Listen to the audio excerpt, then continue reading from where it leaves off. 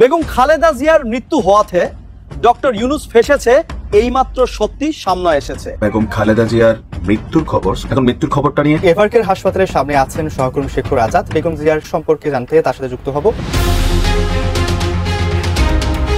এদিকে এবার বেগম খালেদা জিয়ার মৃত্যু সংবাদটি গোপন থেকে প্রকাশ্যে আসে। ডক্টর ইউনুস ফেসে যান এই ঘটনাতে। তারেক রহমান থেকে শুরু করে মির্জা ফখরুলও এই নিয়ে অ্যাকশনে আছে। তিনবারে প্রধানমন্ত্রী বেগম খালেদা জিয়া বিদায় নিয়ে চলে গেছেন। খালেদা জিয়া মৃত্যুবরণ করেছেন, দুনিয়ার সফর শেষ করেছেন। তার মৃত্যুর খবরটাকে ধামাচাপা দিয়ে রাখা হয়েছে। খালেদা জিয়ার চিকিৎসার জন্য চীনা মেডিকেল বোর্ড বসেছে, এগুলো সব নাটক। খালেদা জিয়া অলরেডি গন কেস, এখন অফিসিয়ালি হয়তো ঘোষণা দিচ্ছে না। অফিসিয়াল ঘোষণাটা আপনারা খুব শীঘ্রই পেয়ে যাবেন। মারা গেছেন বিএনপি চেয়ারপারসন খালেদা জিয়া।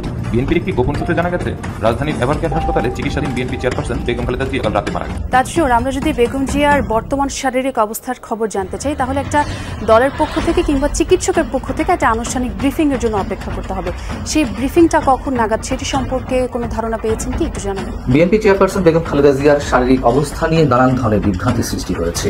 তিনি আইসিইউতে আছেন নাকি সিসিইউতে আছেন, তাকে লাইফ সাপোর্টে রাখা হয়েছে নাকি ভেন্টিলেশন দেওয়া শুরু হয়েছে, তার অবস্থা স্থিতিশীল নাকি আগের চেয়ে খারাপ। এখন আসা যাক যে নরেন্দ্র মোদী হঠাৎ বেগম খালেদা জিয়ার জন্য এই পোস্টটা কেন করলেন, এই উদ্বেগটা কেন প্রকাশ করলেন এবং গভীর উদ্বেগ প্রকাশ করেছেন। একে একে সবাই এখন বেগম খালেদা জিয়াকে নিয়ে কষ্ট প্রকাশ করতেছে। এইদিকে আজকে ডক্টর ইউনুস ফেসে যান খালেদা জিয়ার এই মৃত্যু সংবাদটি হওয়াতে। দর্শক শ্রোতা, গত কিছুদিন যাবৎ বেগম খালেদা জিয়া হসপিটালে ছিলেন এবং হসপিটালে থাকাকালীন দেশের মধ্যে অনেক ঘটনা ঘটে। তারেক রহমানকে দেশে আসতে দেওয়া হয় নাই এবং এই নিয়ে মির্জা ফখরুল ইসলাম আলমগীর তিনি কান্না করে অনেক কথা বলেছিলেন। আপনারা সম্পূর্ণ ভিডিও দেখবেন। বেগম খালেদা জিয়ার এই সংবাদটি শোনার পর এই মুহূর্তে বাংলাদেশের নতুন অনেক পরিস্থিতি হয় এবং রাজনীতির মধ্যে নতুন মোড় নেয়। সবকিছু দেখানো হবে এই একটি ভিডিওতে। আসুন আমরা কথা বাড়াচ্ছি না, আমরা সরাসরি ভিডিওর মূল আলোচনায় চলে যাচ্ছি। একটু খারাপ সংবাদ আছে। গতকালকে রাত্র থেকে এখন থেকে প্রায় ৪-৫ ঘন্টা যাবত বেগম খালেদা জিয়ার মৃত্যুর খবর সোশ্যাল মিডিয়াতে ছড়িয়ে পড়েছে যে তিনি মারা গেছেন। আর এই ঘটনাটার পিছনে বেশ কিছু যুক্তি দাবি করা হচ্ছে। আর যতটুকু তথ্য আছে, খুব ইমার্জেন্সি জনাব তারেক রহমান বাংলাদেশে আসছেন। বাট ওনার মৃত্যুর খবর এখন পর্যন্ত কোনো অথরাইজড গণমাধ্যম অথবা খালেদা জিয়ার পরিবার অথবা বিএনপি পরিবার থেকে নিশ্চিত করা হয়নি। এখন মৃত্যুর খবরটা নিয়ে যতটুকু ধোঁয়াশা এবং কুয়াশা আছে, আমি যদি প্রথম আলোর একটা রিপোর্ট দেখি, প্রথম আলোর, আমি অন্যান্য গণমাধ্যমগুলোর দিকে গেলাম না বা গণমাধ্যমে ওইভাবে আসেও নাই। প্রথম আলোর রিপোর্টটি বলছে আহমেদ আজম খান গত রাতে ওনাকে দেখতে গিয়েছিলেন, তবে দেখার সুযোগ পাননি, কারণ বর্তমানে খালেদা জিয়া ভেন্টিলেশন সাপোর্টে আছেন। সিসিইউ থেকে ওনাকে আইসিইউতে, এরপর ভেন্টিলেশন বা লাইফ সাপোর্ট যাই বলেন, তিনি এখন ওই অবস্থায় আছেন। অর্থাৎ ওনার অবস্থা খুবই ক্রিটিক্যাল কন্ডিশনে আছে আর তিনি আমাদের মাঝে ফিরে আসার জন্য ফাইট করছেন। বলার মতন কোনো কন্ডিশনে তিনি এখনো আসেননি। তো গত বুধবার থেকেই প্রায় সারাহীন অবস্থায় তিনি আছেন।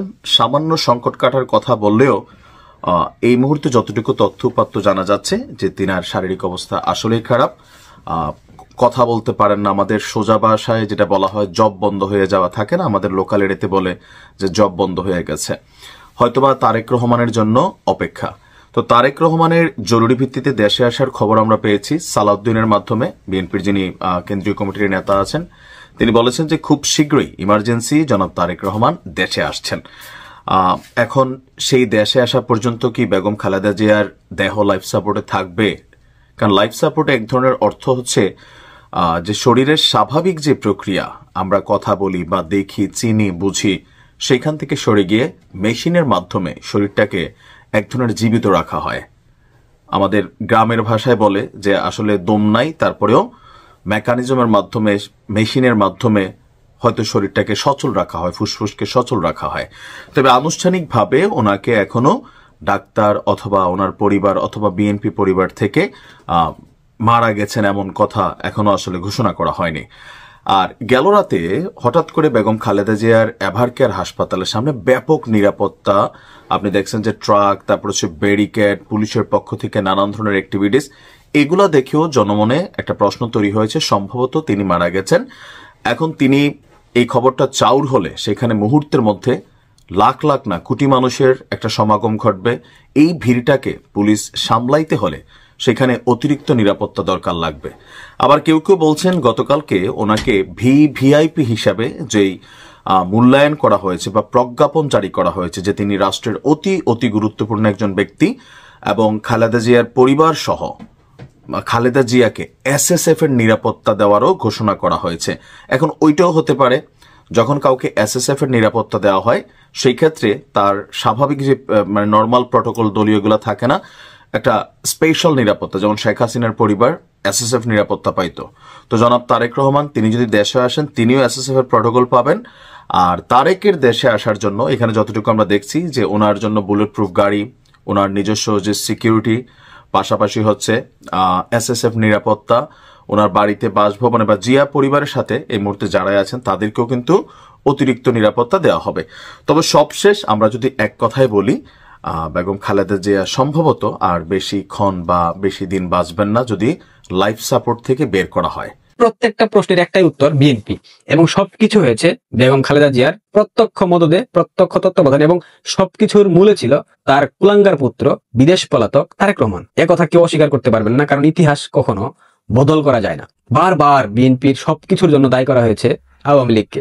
2007 সালে যখন তারেক রহমান বিদেশে চলে গেল তখন ক্ষমতায় ছিল তত্ত্বাবধায়ক সরকার, সেই দায়টাও আওয়ামী লীগের উপর চাপিয়ে দেওয়া হয়। খালেদা জিয়া দীর্ঘদিন থেকে অসুস্থ, আমরা সেটা মানছি, আমরা সেটা দেখছি। তাকে যে জেলে রাখা হয়েছে, এই মামলাটা কখন করা ছিল জানেন? সেই তত্ত্বাবধায়ক সরকারের আমলে করা মামলা, এবং সেই মামলা রায় দেওয়ার পর কিন্তু তার শাস্তি হয়েছে। এই মামলা কিন্তু আওয়ামী লীগের শাসন আমলে করা কোনো মামলা নয়। এই কথাগুলো জাতির জানা উচিত। খালেদা জিয়ার অসুস্থতার জন্য বারবার আওয়ামী লীগকে দায় চাপিয়ে দেওয়া হয়, শেখ হাসিনাকে দোষারোপ করা হয়, কিন্তু খালেদা জিয়ার 9টা মামলা শেখ হাসিনা নির্বাহী ক্ষমতা বলে খারিজ করে দেওয়ার ব্যবস্থা করে দিয়েছেন। এবং খালেদা জিয়া জেলে ছিলেন, তার যে গৃহকর্মী তাকেও কিন্তু জেলে থাকার বন্দোবস্ত করে দিয়েছিলেন শেখ হাসিনা তার নির্বাহী ক্ষমতা বলে। এত কিছুর পরেও বিএনপি বারবার নোংরামি করেছে, বিএনপি বারবার শেখ হাসিনাকে দোষারোপ করার চেষ্টা করে। হঠাৎ করে সেনাকুঞ্জ থেকে ফিরে খালেদা জিয়া অসুস্থ হয়ে গেল এবং অসুস্থ হয়ে তিনি আইসিইউতে চলে গেলেন। আইসিইউতে যাওয়ার পর থেকে এখন পর্যন্ত তার কোনো আপডেট কিন্তু বিএনপির পক্ষ থেকে দেওয়া হয়নি।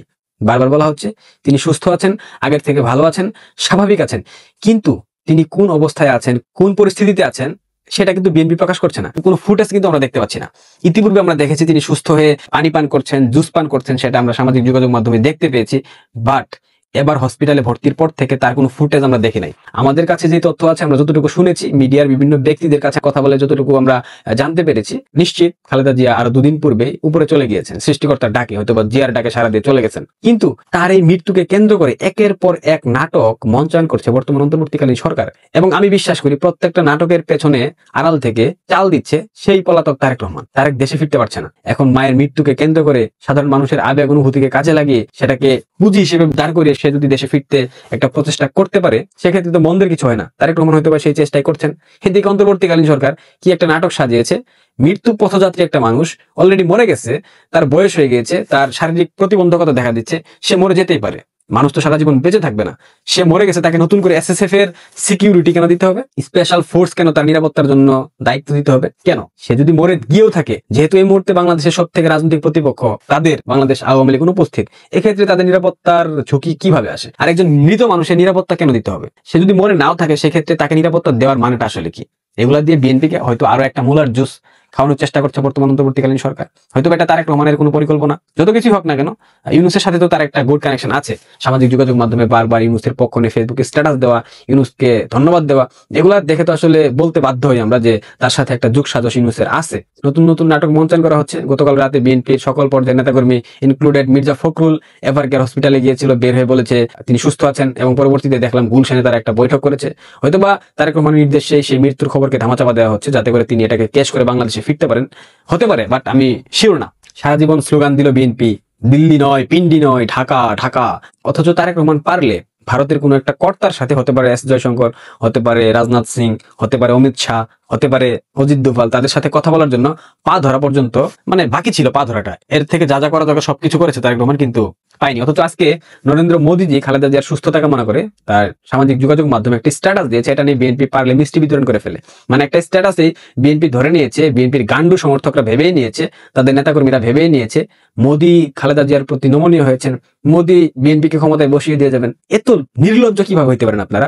সকাল সন্ধ্যা স্লোগান দেন, দিল্লি নয় পিন্ডি নয়, শুধু ঢাকা শুধু ঢাকা, ভারতের আগ্রাসনের বিরুদ্ধে কথা বলেন, তিস্তা চুক্তি আপনারা পারলে জোর করে ফেলেন, আপনারা পারলে 7 সিস্টার্স খেয়ে ফেলে দেন। আর এখন মোদী একটা সামাজিক যোগাযোগ মাধ্যমে স্ট্যাটাস দিয়েছে, এটা নিয়ে আপনারা ক্যাশ করে বলতেছেন আরে বাবা মোদী বিএনপিকে ক্ষমতায় বসিয়ে দিয়ে যাবে। লজ্জা থাকা উচিত মানুষের। এত ডাবল স্ট্যান্ডার্ড মানুষ কিভাবে হয়? আপনারা বিএনপি, আপনাদের কর্মী সমর্থক, আপনাদের নেতারা, কারোর কোনো লজ্জা নেই, সবগুলো একটা নির্লজ্জ, বেহায়া, বিশ্ব বেহায়া। শুধু বেহায়া বলে এদেরকে ভুল হবে। একজন বলতেছে তারেক রহমান ইমাম, শিলং সালাউদ্দিন বলে। এগুলা কি ধরনের কথা ভাই? একটা বৃহৎ রাজনৈতিক শক্তি, একটা বৃহৎ রাজনৈতিক দল, তারা বারবার বলার চেষ্টা করে, কিন্তু তাদের কথার মধ্যে, তাদের কথা বলার ধরন দেখলে মনে হয় এক একটা উগ্র, এক একটা চরমপন্থী, মৌলবাদী। এদেরকে কোনোভাবে গণতান্ত্রিক কোনো নেতা আমার কাছে মনে হয় না। যারা ক্ষমতায় আসার আগেই দেশকে লুটপাট করে ভেঙে চুরে খেয়ে ফেলে ধ্বংস করে দিয়েছে, তারা ক্ষমতায় আসলে কি করবে? যে তারেক রহমান জীবনের রিস্ক নিয়ে তার মাকে, তার জন্মদাতা মা, তার মাকে দেখার জন্য বাংলাদেশে আসার সাহসটুকু করতে পারে না, এই তারেক রহমান যদি প্রধানমন্ত্রী হয় সেক্ষেত্রে বাংলাদেশের মানুষের জন্য সে কি করবে, কতটুকু করবে, এটা আপনারাই ভেবেন, এটা আমাদেরকে বলতে হবে না। বাংলাদেশে নির্বাচন নিয়ে একটা নাটক হচ্ছে। ফেব্রুয়ারিতে নির্বাচনের কথা বলা হয়েছিল, কিন্তু নির্বাচন কমিশনার বলে দিয়েছে ফেব্রুয়ারির প্রথম বা দ্বিতীয় সপ্তাহে নির্বাচনী তফসিল ঘোষণা করা হবে। যদি ফেব্রুয়ারির প্রথম বা দ্বিতীয় সপ্তাহে নির্বাচনী তফসিল ঘোষণা করা হয়, সেক্ষেত্রে নির্বাচন কবে হবে? 3 মাস পড়তে হয়। এরপর তো রমজান মাস আসবে, ঈদ আসবে, তখন কি নির্বাচন হবে? এরপর আবহাওয়ার একটা পরিবর্তন বাংলাদেশে দেখা দেবে। আবার ডাস্টবিন শফিক বলতেছে নির্বাচন ফেব্রুয়ারিতে হবে। মানে একটা বিশ্রী অবস্থা, যাচ্ছে তাই অবস্থা। বাংলাদেশটাকে পরিকল্পিতভাবে জামাত, বিএনপি মিলে ধ্বংসের দিকে ঠেলে দিচ্ছে। একটা নির্বাচনবিহীন সরকার, যাদের কোনো ম্যান্ডেট নাই, অবৈধ একটা সরকার, যাচ্ছে তাই করতেছে, যা মন চায় তাই করতেছে। অথচ বিএনপি বারবার সায় দিয়ে যাচ্ছে শুধুমাত্র ভিক্ষুকের মতো নির্বাচনের আশায়। কিন্তু এই নির্বাচন কিন্তু আদৌ হবে তার কোনো নিশ্চয়তা নাই। এই নির্বাচন আদৌ হবে কিনা তার কোনো নিশ্চয়তা নাই। তাছাড়াও আমরা যদি বেগম জিয়ার বর্তমান শারীরিক অবস্থার খবর জানতে চাই, তাহলে একটা দলের পক্ষ থেকে কিংবা চিকিৎসকের পক্ষ থেকে একটা আনুষ্ঠানিক ব্রিফিং এর জন্য অপেক্ষা করতে হবে। সেই ব্রিফিংটা কখন নাগাদ, সেটি সম্পর্কে কোনো ধারণা পেয়েছেন কি, একটু জানাবেন? প্রথম বিষয় হচ্ছে গতকাল থেকে এখন পর্যন্ত দলের তরফ থেকে আনুষ্ঠানিক যে ব্রিফিং আমরা গত কয়েকদিন ধরে কাভার করছিলাম, জানছিলাম তথ্য তাদের মাধ্যমে। আজকে এই সকালবেলাতে এসেও এখন পর্যন্ত সেরকম কোনো ঘোষণা আমরা অন্তত জানতে পারিনি যে কখন আনুষ্ঠানিকভাবে জানানো হবে। সেই জন্যই গণমাধ্যম কর্মীরা ঠিক প্রধান ফটকে, অর্থাৎ এভারকেয়ার হাসপাতাল একেবারে সামনে যে জায়গাটি, সেখানে প্রত্যেকটি সংবাদকর্মী অপেক্ষা করছেন এবং সবাই আসলে সারিবদ্ধভাবে দাঁড়িয়ে সেই ক্যামেরা নিয়ে অপেক্ষা যে দলের তরফ থেকে কখন সেই খবরটি জানানো হবে। যেই খবরটি জানার জন্য শুধুমাত্র সংবাদকর্মীরাই না, বরং সারা দেশ অপেক্ষায় রয়েছে। সেটি বর্তমান যে পরিস্থিতি, সেটি আসলে মানুষ জানতে চায়। তবে একটি বিষয় আজকে সকালবেলাতে যেই চিত্রটি সবচেয়ে বেশি স্পষ্ট, সবচেয়ে বেশি চোখে পড়ার মতো, সেটি হচ্ছে পুলিশ সদস্যদের এই ফটকে উপস্থিতি। অর্থাৎ একেবারে সকালবেলাতে আমরা যখন এসেছি তখন দেখলাম যে আরও বেশি পরিমাণে পুলিশ সদস্য গত রাত থেকেই তারা দায়িত্ব পালন করছিলেন। আজকে এসে কিছুক্ষণ আগে, অর্থাৎ আমরা যখন এই 8টার বুলেটিন আমাদের শুরু হলো, তার 10 মিনিট আগে রাতের যেই পুলিশ সদস্যদের উপস্থিতি ছিল বা রাতের যে ইউনিট ছিল, তারা চলে গিয়ে আবার নতুন করে আজকে সকালবেলাতে নতুন কয়েকজনকে যুক্ত করা হয়েছে। এবং আমরা এখন দেখতে পাচ্ছি যে পুলিশের একজন ঊর্ধ্বতন কর্মকর্তা, তিনিও এই ইউনিটটির তদারকিতে ন্যস্ত রয়েছেন।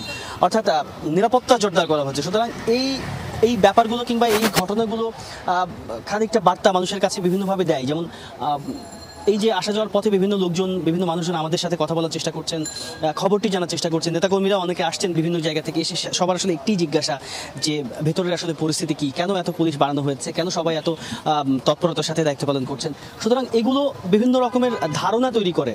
সেই ধারণাগুলো স্পষ্ট হবে কেবল তখনই, আপনি যেমনটি বলছিলেন যে দলের তরফ থেকে যেই মুখপাত্রকে ন্যস্ত করা হয়েছে, যাকে দায়িত্ব দেওয়া হয়েছে, ডাক্তার এস.এম. জাহিদ, তিনি কেবলমাত্র যখন গণমাধ্যমে এসে আনুষ্ঠানিকভাবে তথ্য জানাবেন, সেই সময় গিয়ে কেবলমাত্র মানুষ সঠিক তথ্য কিংবা যেই তথ্যটি জানতে চায় সবাই, সেই তথ্যটি জানা সম্ভব হবে। তার আগ পর্যন্ত আসলে নানা রকম ধোঁয়াশা, নানা রকম অপপ্রচার, সেটি তো নানানভাবে থাকেই। এবং এই তথ্যের ঘাটতি কিংবা এই তথ্যের যে একটা ভ্যাকুয়াম তৈরি হচ্ছে, সেই কারণে কিন্তু নানা রকম অপপ্রচার, গুজব, সেটি গতকাল রাতেও আমরা প্রায় রাতভর সামাজিক যোগাযোগের মাধ্যমগুলোতে বিভিন্নভাবে দেখেছি যে নানা রকম তথ্য ছড়ানো হচ্ছে, সেই তথ্যগুলোতে কেউ যেন কান না। জানি না কখন মৃত্যুর খবর আসবে যে তিনবারে প্রধানমন্ত্রী বেগম খালেদা জিয়া বিদায় নিয়ে চলে গেছেন। খালেদা জিয়া মৃত্যুবরণ করেছেন, দুনিয়ার সফর শেষ করেছেন, এমন খবর কখন আমাদের ভেতরে আসবে আমরা জানি না। সব কিছুর খবর জানে কে? আজকে পুরো বাংলাদেশের 18 কোটি মানুষ চেয়ে আছে, পেপার, পত্রিকা, টেলিভিশন, ফেসবুক সবাই তাকিয়ে আছে যে খালেদা জিয়ার বর্তমানে শারীরিক অবস্থা কি। এখান থেকে প্রমাণ হয় খালেদা জিয়া শুধু বিএনপির নেত্রী নয়, এই বাংলাদেশের 18 কোটি জনগণের নেত্রী। আজকে দেখলাম সেই খালেদা জিয়া হসপিটালে। দর্শক আপনারা তো দেখলেন এখানে কি কথা হচ্ছে, অনেকেই কিন্তু অনেক কথা বলতেছে, অনেকে আলোচনা করতেছে, অনেকে সমালোচনা করতেছে। বিশেষ করে এখানে বেগম খালেদা জিয়া নিয়ে কথা হয় এবং খালেদা জিয়ার বিভিন্ন সংবাদ অনেকে প্রকাশ করে। দর্শক শ্রোতা, বেগম খালেদা জিয়াকে নিয়ে আপনাদের মন্তব্য কি? এবং উনাকে মানে ওনার এই অসুস্থতার কবরে সবাই কিন্তু দোয়া করতেছে, দেশের প্রত্যেকটা জনগণ, বিশ্বের বিভিন্ন নেতাকর্মীরা সবাই দোয়া করে তিনি যাতে সুস্থ হয়ে ফিরেন। দর্শক শ্রোতা, এই বিষয়গুলো নিয়ে আপনাদের মন্তব্য কি? অবশ্যই আপনারা আপনাদের মন্তব্যটা আমাদের কমেন্ট বক্সে লিখে যাবেন। আর হ্যাঁ, তখন আপনাদেরকে আমরা যা কিছু দেখিয়েছি সবকিছু আমরা সোশ্যাল মিডিয়া থেকে সংগ্রহ করেছি, এখানে আমাদের নিজস্ব কোনো মন্তব্য নেই বা নিজস্ব কোনো সিদ্ধান্ত নেই। সর্বশেষ আপনাদের কাছে আমাদেরকে রিকোয়েস্ট থাকবে, আপনারা আমাদের চ্যানেলে নতুন দর্শক হয়ে থাকলে চ্যানেলটি সাবস্ক্রাইব করবেন এবং পাশে থাকা বেল বাটনটি বাজাবেন যাতে করে নেক্সট ভিডিওটা সবার আগে আপনাদের কাছে পৌঁছে যায়। ধন্যবাদ।